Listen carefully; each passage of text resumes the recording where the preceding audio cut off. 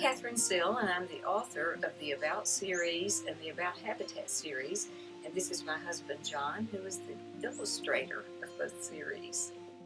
When I first started writing the books, and I think About Birds was the very first one, and I wanted very, very simple language with a font that children would recognize.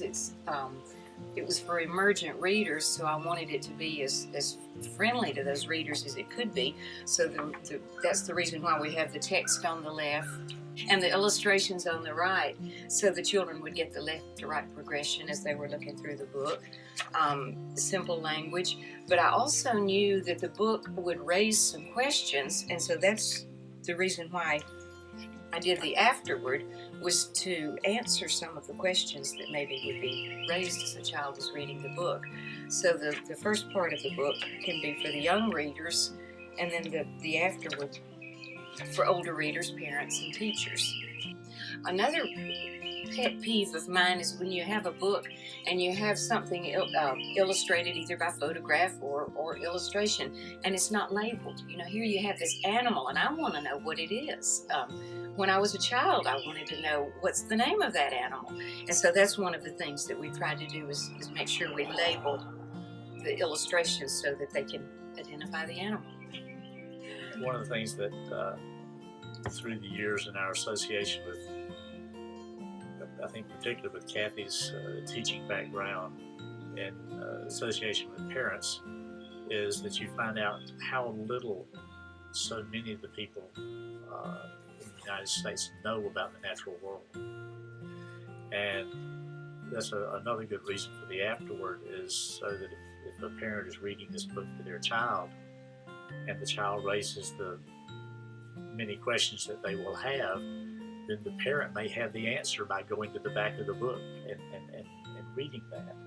And that really was one of the big pushes as well, to add that information to the back of the book, is to give parents a tool to be able to answer those questions. This may be sort of a simplistic definition, but I look at a naturalist as someone who loves the natural world, appreciates it, and wants to protect it. A naturalist wants to go that step of, like Kathy was saying, what's the name of that? Or why is that doing what it's doing? And I think that maybe is a little bit more of what a naturalist, and based on that, Kathy and I are both naturalists. And that's one of the reasons why I did the Habitats books, and two of them that are near and dear to my heart are wetlands and oceans, because they're in such danger now. The ocean is dying.